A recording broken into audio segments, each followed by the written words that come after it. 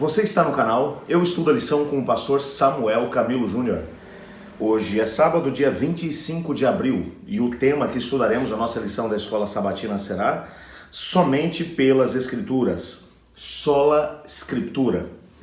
Quando analisamos o primeiro momento em que algo semelhante àquilo que é a igreja física que nós temos hoje, pensa no templo onde você congrega a cada semana. O primeiro momento na história em que encontramos algo semelhante a isso, um espaço físico dedicado ao culto, onde as pessoas iam para poder cultuar a Deus, para poder ter um espaço para sermão, ao mesmo tempo para louvor, oração, foi quando as sinagogas foram estabelecidas. Nós temos que separar um pouco aqui as coisas, porque você vai dizer, mas pastor, antes da sinagoga ainda havia o templo. Então, o templo, na verdade, era um local de oração e sacrifício. As pessoas iam até o templo às 9 da manhã e às 3 da tarde todos os dias para que o sacrifício de um cordeiro, que era feito por toda a nação, pudesse de alguma maneira ter algum efeito sobre a sua própria vida. Todos os dias nesses horários, aonde o indivíduo estivesse, ele olhava na direção do templo, era a hora do sacrifício. E enquanto um cordeiro morria no templo, aonde ele estivesse, e se estivesse em Jerusalém, ele podia estar no pátio do templo, ele faria uma prece, dizendo, Senhor, assim como um cordeiro está morrendo lá no templo, e eu sei que esse cordeiro representa Cristo Jesus, ou o Messias que virá para poder morrer em meu lugar, te peço que aquilo que é o sacrifício dele possa representar o perdão dos meus pecados. Portanto, o templo era sinônimo de sacrifício e, ao mesmo tempo, de oração. Não havia espaço no templo para a pregação da palavra como nós estamos acostumados hoje em dia nas nossas igrejas. O primeiro momento que isso vai acontecer é quando o templo de Salomão é destruído por ocasião da invasão de Nabucodonosor a Jerusalém. O templo foi destruído, foi jogado no chão, enquanto agora o povo de Deus está na Babilônia, os judeus estão na Babilônia como cativos, as sinagogas são estabelecidas. Qual é o objetivo? Não é para substituir o templo, até porque sacrifícios não aconteciam na sinagoga. Na mentalidade judaica, sacrifício é sinônimo de templo. Se o templo não está em pé, então não acontece sacrifício. As sinagogas foram estabelecidas para poderem, de alguma maneira, agregar um grupo de judeus para que eles pudessem ter um contato com a palavra de Deus. Então, esses ambientes, esses espaços físicos, eles serviam para reuniões comunitárias. Quando alguém morria, era também velado naqueles espaços. Quando havia algum tipo de festa, o espaço também era usado. Mas a cada sábado, as famílias se dirigiam àquele lugar. Havia um rabino que estudava a palavra com eles. Portanto, na própria estrutura da sinagoga, você tinha de que maneira? Bem no meio do ambiente da sinagoga, bem na parte central, ficava um púlpito onde a Torá era colocada e as pessoas ficavam em volta. A ideia era mostrar que a importância da palavra era tão grande que ela tinha que ficar no meio e as pessoas ficavam em volta dela. A igreja, quando vai ser estabelecida por Cristo, quando ela começa a tomar uma proporção um pouco maior, e pequenos núcleos são estabelecidos onde cultos aconteciam, no início da história era apenas nas casas em que aconteciam as reuniões. Mas quando os primeiros lugares de culto foram estabelecidos, o princípio que eles trouxeram foi o mesmo princípio da sinagoga. No meio do ambiente ficava o púlpito, onde havia a leitura da palavra de Deus. E ao lado ficava a mesa, uma mesa especial, onde acontecia a ceia do Senhor, onde ficavam os emblemas da ceia. Então, bem no centro, o púlpito, onde ficava a palavra, e do lado, onde acontecia a ceia do Senhor, uma mesa para a ceia do Senhor, onde os emblemas eram colocados. Conforme o tempo foi passando, e principalmente a partir dali do ano 320, mais ou menos da nossa era, quando começou o período de mistura entre o cristianismo e o paganismo, nessa altura, a palavra de Deus, para que algumas das crenças pagãs que começaram a ser introduzidas na igreja, para que isso acontecesse, o conhecimento da palavra não podia ser uma coisa que tivesse algum tipo de preponderância na experiência cristã dos adoradores. Então, o que começou a acontecer? As igrejas começaram a se tornar muito maiores, obviamente, E então, num primeiro momento, quando as igrejas mais antigas, construídas ainda por Constantino, começaram a ser estabelecidas, as grandes catedrais que começaram a ser construídas por ele, bem como por sua mãe, na estrutura física do ambiente, você tinha bem na frente a mesa com os emblemas da ceia e ao lado ficava o púlpito onde era lida a Bíblia. Conforme a igreja agora foi avançando no período medieval, o púlpito onde a Bíblia era lida começou a ser colocado cada vez mais para o lado. Até que chegou um momento em que, literalmente, o púlpito onde a Bíblia era lida ficava bem do lado, enquanto no centro ficava a mesa onde acontecia a cerimônia de ceia. Não mais agora da ceia, mas da missa, né? Onde os emblemas do corpo de Cristo aconteciam. Ou seja, esse simbolismo da ceia ou da missa que acontecia, e agora no período medieval a missa vai ser rezada, vai ser toda ela apresentada em latim, as pessoas só têm que decorar ali algumas frases para poder participar do processo, mas o conhecimento da palavra foi completamente tirado do meio das pessoas.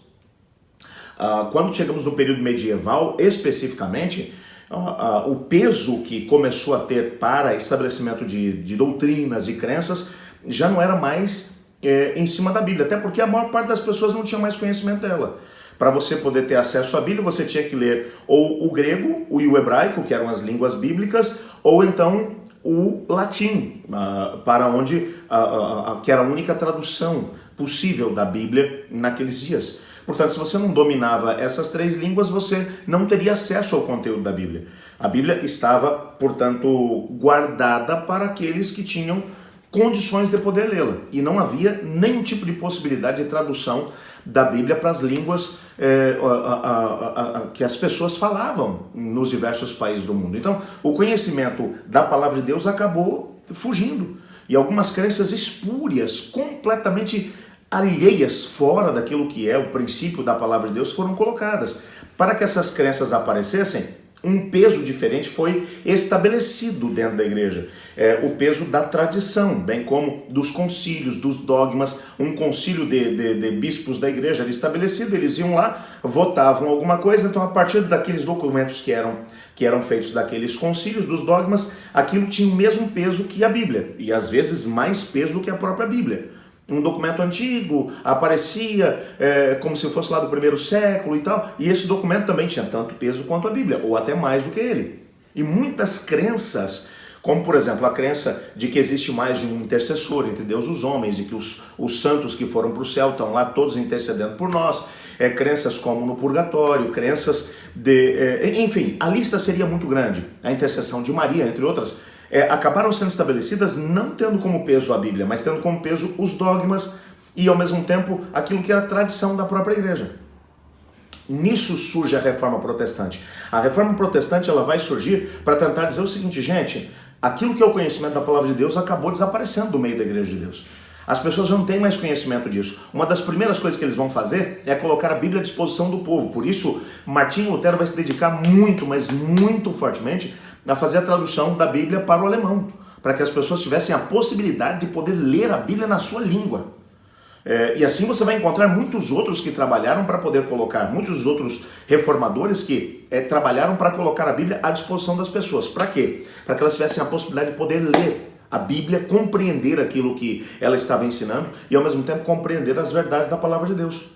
E nesse momento, agora eles começaram a perceber o seguinte, as pessoas haviam durante tantos séculos colocado tanto peso na Bíblia como também nos dogmas, que mesmo agora, tendo conhecimento da palavra de Deus, eles se perguntavam, tá, mas e o que os concílios e o que o bispo fala e o que os pais da igreja falaram e tal, isso também não é importante que a gente leve em consideração aqui agora, tendo tanto peso quanto a própria Bíblia? E então agora a Reforma Protestante vai estabelecer uma base para a interpretação bíblica, que é o sola scriptura.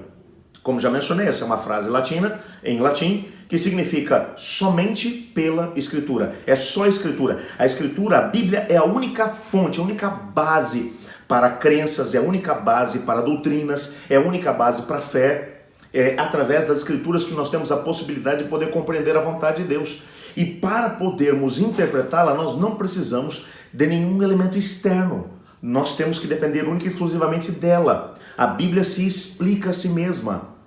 Como é que tudo isso acontecia? O nosso estudo dessa semana vai se debruçar em cima de tentar nos explicar como foi que a reforma protestante trouxe para nós, e nós como adventistas do sétimo dia, acreditamos no princípio do sola escritura. Não dependemos de absolutamente mais nada a não ser da Bíblia para podermos compreender aquilo que é a vontade de Deus revelada em sua palavra. É só na Bíblia que podemos encontrar doutrinas, é só na Bíblia que podemos encontrar ensinamentos, é só na Bíblia que podemos encontrar o assim diz o Senhor. E é dela que temos que depender para podermos conseguir descobrir o caminho da salvação e da vida eterna. Como é que isso deve acontecer? Na prática, a aplicação do sola escritura. Pelo menos 5 passos foram estabelecidos, no nosso estudo dessa semana nós veremos quais são eles, de desdobramento do sola escritura, para que nós hoje ainda tenhamos a possibilidade de poder compreender isso, de entender como é que nós podemos viver os princípios da Bíblia Sagrada na nossa própria experiência, como é que o princípio do sola escritura pode ser uma realidade para mim e para você ainda hoje. Aí você vai dizer, pastor, mas hoje nós não temos mais aquelas situações que tínhamos no passado. Se a gente for muito, mas muito atento àquilo que é a própria liturgia dos nossos dias, a gente vai perceber que muita coisa hoje, dentro do contexto da liturgia, tem mais peso do que a palavra. Em algumas igrejas, por exemplo, nós percebemos uma liturgia tão comprida, tem tempo para tudo. Tem tempo para cantar, tem tempo para orar, tem tempo para contar história, tem tempo para testemunho, tem tempo... Todas coisas boas. E aí quando chega a hora da pregação, a pregação tem 10, 15, 20 minutos no máximo, ou seja, a palavra hoje em dia, em muitas das nossas liturgias, ela já não tem mais a primazia. Ou seja, nós estamos vivendo numa escala menor, é bem verdade, aquilo que era a realidade do pessoal medieval. A Bíblia tem que ter a preponderância dentro daquilo que é a nossa liturgia. Como é que nós podemos fazer isso? Bom, nessa semana nós vamos tentar entender isso através do estudo da sola escritura. Eu gostaria de orar juntamente com você agora, pedindo para que Deus nos ajude a podermos compreender como aplicar os conceitos da palavra de Deus à nossa própria vida. Sermos fiéis à palavra como muitos homens no decorrer da história foram. Vamos fazer isso agora? Obrigado, Pai, por tua palavra, mas obrigado acima de tudo porque o Senhor não apenas nos revelou aquilo que é a tua vontade, mas nos ajudou a compreendermos como aplicar o conceito do sola escritura na nossa vida. Ajuda-nos nessa semana, no nosso estudo, a compreendermos como interpretar tua palavra e a viver esses mesmos conceitos. Pois é em nome de Jesus que oramos. Amém. Eu estudo a lição e você?